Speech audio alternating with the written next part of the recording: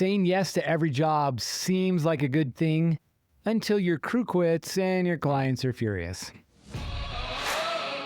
You're listening to Success Unleashed, where we show contractors how to grow a 7 or 8-figure business.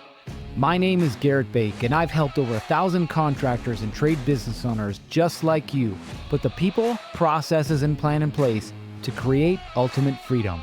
Welcome to the show. How overcommitting is sabotaging your contracting business. I want you to think about this for a minute. You're a contractor, and your job is to make more money, right? And the way that we make more money is we get more jobs. And so in the back of your mind, you're thinking that saying yes is a good thing. And saying yes more is an even better thing, right? But can you say yes too many times? There's an excavator that I worked with for a little while. And the great part about excavating is it's always in demand. You're always going to need to move dirt, whether it's underground utilities, whether it's for footings and foundations, like you're always going to need to move dirt, right? So if you're good at what you do, you're going to have work. The problem is that a lot of excavators, at least the good ones, find themselves in a hole, literally and figuratively, right? But they find themselves in a hole because they get stuck thinking that they have to say yes to every job. I have a good friend that is an investor and developer, and he said the biggest issue that he sees with excavators is they have a good bid system, they have a good price, they sign a contract, they show up when they're supposed to. But less than 7 days later, all of a sudden, none of their equipment is on the job site anymore. Well, where did it go? Did it get stolen? No, it didn't get stolen. The excavator is overcommitted. And so what the excavator's done is he started the work on one job only to take all of his equipment and move it to another job and then start that one.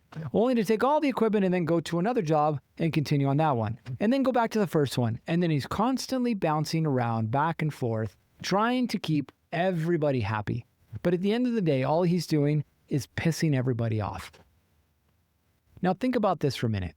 Is this you? Are you the guy who overcommits, who says yes to more than he can handle? Because it feels good. It feels good to look at your phone and pull up your calendar and realize, oh my goodness, I'm booked out for the next 3 months. Feels good, doesn't it?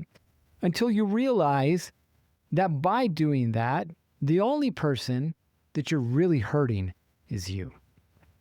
Because what do delays lead to? They lead to angry clients. They lead to bad reviews. They lead to less referrals, right? And ultimately, what you're doing is sabotaging your own business. There's a couple of times that I've needed work done, either for myself as a consumer or for one of my businesses. And I will tell you that every single time that I hired somebody and they either didn't show up when they were supposed to or communicated that they were going to be late and then showed up when they were supposed to. Anytime that didn't happen, I had nothing but problems on the job.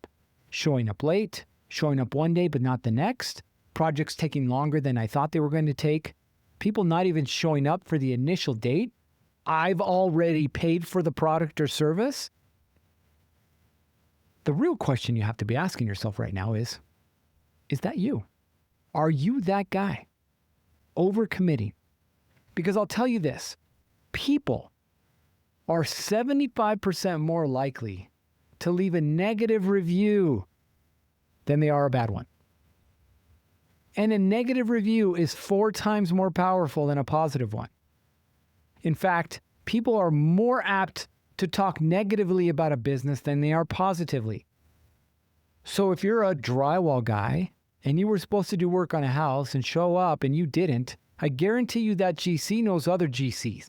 And I guarantee you when they get together for dinner or for golf or hunting or whatever they do together, that he's going to talk about you, the drywall guy.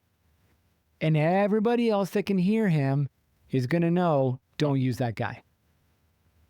Or when people call him and ask for a referral, he's going to be like, well, there's this guy and there's this guy, but don't use that guy. Right? Nobody wants to use that guy. Why? Because that guy is unreliable. But here's the worst part. is that guy did it to himself. So that leaves you in a little bit of a pickle, as they say. You're in a situation here, and you've got to make a decision. What kind of a business do I want to run? Do I want to grow smart, or do I want to grow recklessly? Do I want more people to refer me, to like me, to leave good reviews, and ultimately want to use me again? Or do I just want to burn bridges over and over and over again? Which one do you want to be? I guarantee you that you have the choice to make. I get it. Everybody wants to say yes. But by saying yes, you're actually hurting your business more than helping it. So what do you do? What do you do if you're in a situation where you are overbooked? Number one, and this is the most important, if you're not using any type of project management software, please start using it. Some CRMs offer it. Sometimes you need to get something separate like a Monday.com or ClickUp. But at the end of the day, you're going to need a project management software. Why? Because the whole purpose of project management software is to keep you organized. Okay? That's number one. Number two, what you need to do is you need to get crystal clear on how long, on average, it takes you to do a particular task. Whether it's painting, it's plumbing, it's roofing, it's drywall, it's framing, it's concrete. You need to know, on average, how long it takes you to do a task. Why? Because at the end of the day, when you're trying to plan out a timeline for how long it's going to take you to do a job and then when you can start the next job, if you don't know how long it's going to take you and you're just guessing, you are setting yourself up for failure. You may as well just hand them the link to your Google review site and say, push that button right there for 1 star. You may as well say, here's the paperwork to file the lawsuit. Go ahead. You may as well say, well, how about I give you a check for the amount of money that I'm going to cost you? Right?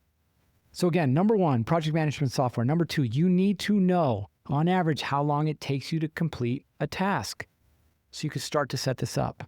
Okay? Number three, there's 2 parts to this. If you've already overcommitted, stop saying yes. Don't add anything else to your plate until you can get crystal clear on that timeline. And then you need to communicate with those clients. Now, some of them might be pissed off. Guess what? It's your fault anyway. You did it. Some of them might want to say, well, give me my money back. I'm going to go somewhere else. It is what it is. But at the end of the day, keep your word, keep your integrity, and make sure that you're crystal clear with these people, that they know, listen, I know I initially told you 4 weeks. It's looking like 7. Does that still work for you? I'm kind of pissed, but yeah, it works. Or no, it doesn't work for me. It's going to be too long. Awesome. I'll give you your deposit back. Sorry about that. Right? Keep your integrity and move forward. But either way, get those people lined up. Make sure everybody's on the same page. Make sure you're communicating clearly, and then start to chip away at that work. Now, when that work becomes more manageable, I'm not saying stop marketing, but when that work becomes more manageable and now you can start to say yes to more jobs, the first thing you're going to say no to are the low-paying jobs. Why? Because not all jobs are created equal. And so if you're continuing to say yes, there's a problem. If you're booked out 3 months, there's a problem. You're charging too little. Very easy way to do this. Most of you won't. I get it. You're probably a little scared. Most of you won't. But the best way to do this is to raise your prices by 20%. Raise them by 20%. The worst thing that's going to happen is some people are going to say no. The best thing that's going to happen is some people are going to say no. Best and worst, right? Why? You might have 20% less work, but you're still making the same amount. Is that a bad thing? Not in my book, right? Put yourself in a position where you're in control again, right? That's the key to making this work. Now, moving forward, this is how you have to run your business. You have to use project management software. You have to understand, on average, how long it takes you to complete a specific type of work that you do. You need to be clear when you communicate, and you need to make sure that you're prioritizing the high-paying jobs over every single job. You want to grow your contracting business. Stop saying yes and overcommitting to things that you know that you can't do.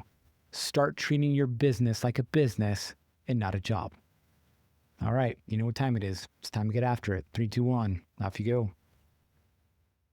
If you're serious about growing your contracting business, and let's be real, if you made it to the end of this episode, you are. We've got a free community built just for you. Inside, you'll get access to exclusive courses, live coaching calls, and in-person events that will give you the tools to scale with confidence. Click the link below to join us, and I'll see you on the inside.